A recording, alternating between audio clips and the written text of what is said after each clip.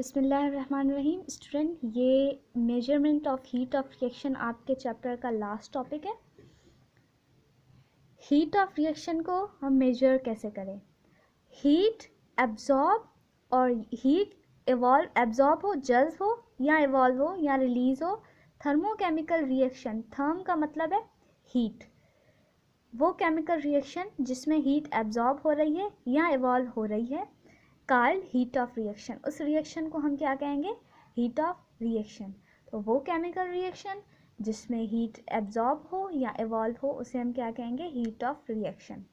Exothermic और endothermic can easily be detected by touching the vessel before and after. Chemical reaction के पहले या after, before या after, हम वेसल को टच करके बता सकते हैं कि ये एक्सोथर्मिक है या एंडोथर्मिक है। The increase in temperature indicate exothermic. अगर टेम्परेचर, अब देखें, एक्सोथर्मिक का हमें पता है कि सिस्टम से सराउंडिंग की तरफ, यानी कि अंदर से बाहर की तरफ हीट ट्रांसफ़र हो, सिस्टम से सराउंडिंग की तरफ हीट ट्रांसफ़र हो, तो उसे हम क्या कहते हैं? एक्सोथर्मिक कहते हैं। तो सिस्टम से सराउंडिंग की तरफ जब कोई हीट ट्रांसफ़र हो रही है तो टेम्परेचर क्या होगा? टेम्परेचर इंक्रीज़ होगा। ठीक है, तो उसे हम क्या कहेंगे? एक्सोथर्मिक। और वेसल भी गर्म होगी, तो ये क्या है? एक्सोथर्मिक। अब decrease in temperature that indicate the reaction is endothermic. अब सराउंडिंग से अंदर की तरफ हीट आ रही है, अंदर की तरफ हीट अब्जॉर्ब हो रही है, तो ये टेम्परेचर क्या हो गया? वेसल कूल हो जाएगी और ये टेम्परेचर क्या हो जाएगा?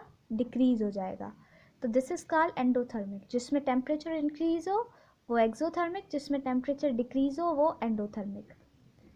The accurate value of delta H can be determined by using calorie। अब delta H की accurate value हमें किस तरह मिल सकती है? कैलोरी मीटर को जब हम यूज़ करें तब हमें delta H accurate मिल सकती है।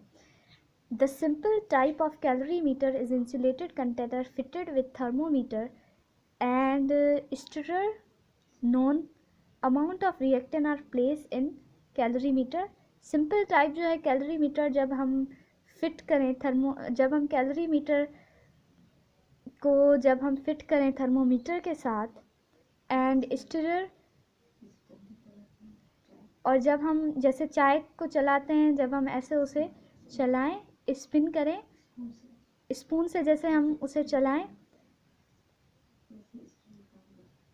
वैसे ही स्टिरर, जैसे हम स्पून से स्पून से कोई चीज़ मिलाते हैं, वैसे ही स्टिरर काम करता है कैलोरी मीटर में। तो simple type of calorimeter, जब हम उसको फिट करें थर्मोमीटर से and stirrer, known amount of reactant, उससे हमें कैलोरी मीटर में जो रिएक्टेंट प्रेजेंट है उनकी अमाउंट हमें पता चल जाएगी। When the reaction proceed the heat energy evolve. अब जो रिएक्शन कंप्लीट हो जाएगा तो हमें पता चलेगा कि हीट एनर्जी इवॉल्व हुई है, रिलीज हुई है या एब्जॉर्ब हुई है। विथ ईदर कूल और a warm the system. System cool हुआ है या वार्म हुआ है, थर्मोमीटर की वजह से हमें पता चला कि सिस्टम जो है वो कूल हुआ या वार्म हुआ, एक्सोथर्मिक है या एंडोथर्मिक है। Delta H for the reaction में be calculated by determining the difference in temperature. तो डेल्टा एच जो है उससे हमें डिफरेंस पता चलेगा टेम्परेचर का। अगर नेगेटिव हुआ तो एक्सोथर्मिक, टेम्परेचर इंक्रीज है। अगर एंडोथर्मिक हुआ तो डेल्टा एच पॉजिटिव और टेम्परेचर जो है वो डिक्रीज हो रहा है। Mass of reactant, difference of temperature पता चलेगा, रिएक्टेंट का मास पता चलेगा और specific heat of reaction mixture पता चलेगा। ठीक है, अच्छा, अब हम पढ़ते हैं हीट ऑफ न्यूट्रलाइजेशन। पहले हमें पता होना चाहिए कि व्हाट इज न्यूट्रलाइजेशन। न्यूट्रलाइजेशन कहते हैं हमारे पास वो चीज़ फॉर्म, न्यूट्रल हम कहते हैं वो चीज़ जिसकी पीएच ना वो एसिड हो ना वो बेस हो, वो बिल्कुल न्यूट्रल हो। ठीक है, बिल्कुल इक्विलिब्रियम पे हो, बिल्कुल न्यूट्रल हो। तो न्यूट्रलाइजेशन का मतलब है जब एसिड और बेस दोनों मिलके, एसिड, ये मैंने यहाँ इक्वेशन लिखी है, ये देखें, सोडियम हाइड्रोक्साइड मेरे पास एक बेस है, प्लस मैं इसको रिएक्ट कराती हूँ एक एसिड से जो है हाइड्रोक्लोरिक एसिड HCl। जब हम इन दोनों को मिलाएं तो हमारे पास जो रिजल्ट में मिले वो एक सॉल्ट मिले NaCl, ठीक है, और H2O। NaCl एक सॉल्ट मिला और वाटर मिला, तो बेस और एसिड मिलके सॉल्ट बना और वाटर बना। सॉल्ट जो है वो न्यूट्रल होता है और एक water, this is called neutralisation. जब हम एसिड और बेस को मिलाएं, कंबाइन करें और आंसर में हमें एसिड और बेस की खूबियाँ ख़त्म हो जाएं और आंसर में हमें एक न्यूट्रल चीज़, एक न्यूट्रल सॉल्ट मिले और वाटर मिले, तो उसे हम क्या कहते हैं, न्यूट्रलाइजेशन। अभी तो हम न्यूट्रलाइजेशन हम डिस्कस करते हैं। यहाँ क्या लिखा हुआ है, रिएक्शन करें हम जब एसिड और बेस के बीच में और फॉर्म हो सॉल्ट एंड वाटर, इसका न्यूट्रलाइजेशन रिएक्शन। एसिड और बेस और एसिड और बेस को जब हम मिलाएं और सॉल्ट फॉर्म हो और वाटर फॉर्म हो, this is called neutralisation reaction. Neutralisation reaction is example of exothermic reaction. Neutralisation reaction exothermic reaction का एग्जांपल है। इसमें the amount of heat release during the neutralisation reaction, इसमें क्या करें, अगर हम 1 मोल लें वाटर का, 1 मोल ऑफ वाटर हमारे पास मिल रहा है और 1 मोल ऑफ सॉल्ट हमारे पास मिल रहा है, तो this is called heat of neutralization. और amount of heat release when 1 mole of hydrogen, अच्छा इसमें 1 मोल ऑफ हाइड्रोजन H+ आइन, तो एसिड को शो कर रहा है, ठीक है। मतलब यहाँ देखें HCl है, यहाँ देखें बेस है, ठीक है। यहाँ मैं बनाती हूँ acid HCl plus sodium hydroxide, ठीक है। ये दोनों मिलके क्या बनाएंगे, NCl, यहाँ देखें NCl बनाएंगे, NaCl बनाएंगे, ठीक है, NaCl बनाएंगे प्लस H2O बनाएंगे। अब कह रहा है कि एसिड से हमने अगर H+ आयन लिया और बेस से अगर हमने एसिड से अगर हमने H+ आयन लिया और बेस से अगर हमने क्या लिया, OH आयन लिया, ठीक है, OH लाइन लिया, तो ये दोनों मिलके क्या बनाएंगे, 1 मोल ऑफ वाटर बनाएंगे। तो H+ आयन एक हमने एसिड से लिया और OH आयन हमने बेस से लिया और ये दोनों मिलके क्या बनाएंगे, H2O बनाएंगे, ठीक है, 1 मोल ऑफ वाटर बनाएंगे। यहाँ भी यही बात हो रही है कि H+ आयन हम एसिड से लें, H+ आयन हमने एसिड से लिया और 1 मोल सोडियम हाइड्रोक्साइड जो है वो हमने बेस से लिया और इन्होंने क्या बनाया, एक तो NaCl बना दिया, NaCl बना दिया जो कि सॉल्ट है, और 1 मोल ऑफ वाटर बना दिया। This is called heat of neutralisation. यहाँ आपका चैप्टर कंप्लीट हुआ।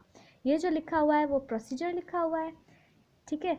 ये आपका एक एक्सपेरिमेंट है, ठीक है, जो आप प्रैक्टिकल वगैरह में करेंगे। बाकी यहाँ ये सारा आपका प्रोसीजर में जो एग्जाम्पल पीछे दिया हुआ है वो उसका है डिटेल में, ठीक है। अच्छा, एग्जाम्पल हम पढ़ लेते हैं, जैसे सोडियम हाइड्रोक्साइड और HCl, मैंने आपको पहले ही पीछे समझा दिया। सोडियम हाइड्रोक्साइड और HCl, ये भी एक्वस है, ये भी एक्वस है। एक्वस का मतलब क्या होता है, मतलब लिक्विड, पानी जिसमें मिला हुआ हो, पानी वाला सब्सटेंस जो हो, पानी वाला सोल्यूशन, उसे हम क्या कहते हैं, एक्वस कहते हैं। सोडियम हाइड्रोक्साइड और HCl मिलके NaCl, इन दोनों ने NaCl बनाया और यहाँ इन दोनों ने मिलके OH और H ने मिलके H2O बनाएगा। This is called exothermic reaction. Heat कितनी रिलीज हुई, इतनी रिलीज हुई।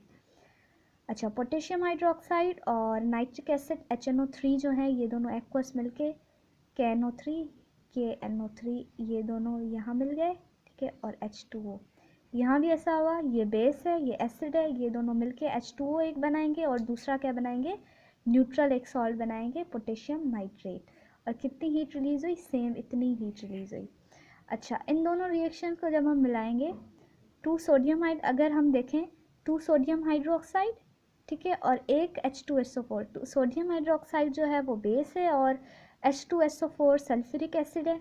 ये भी एक्वस, ये भी एक्वस। जब ये मिलेंगे तो हमारे पास क्या बनेगा, सोडियम सल्फेट बनेगा, ठीक है, जो क्या है, सॉल्ट है। ये देखें सोडियम सल्फेट बनेगा और यहाँ H2 और यहाँ HO हम जब मिलाएंगे तो हमारे पास क्या बन जाएगा, H2O बन जाएगा। ये लिक्विड है और ये एक्वस है। कितनी हीट रिलीज हुई, हीट इतनी रिलीज होगी। यहाँ अगर हमने 2, कोफिशिएंट कितना है, 2 है, यानी कि 2 मोल सोडियम हाइड्रोक्साइड लिए हैं, तो इस डेल्टा H की जो वैल्यू है उसको हम 2 से मल्टीप्लाई करेंगे तो हमारे पास जो वैल्यू आएगी वो इसकी इंथैल्पी होगी, इसका हीट ऑफ कंटेंट होगा। ओके, सो ये आपका चैप्टर यहाँ कंप्लीट होगा, ठीक है। सो होप कि आपको अच्छी तरह से समझ आ गया होगा। Thank you.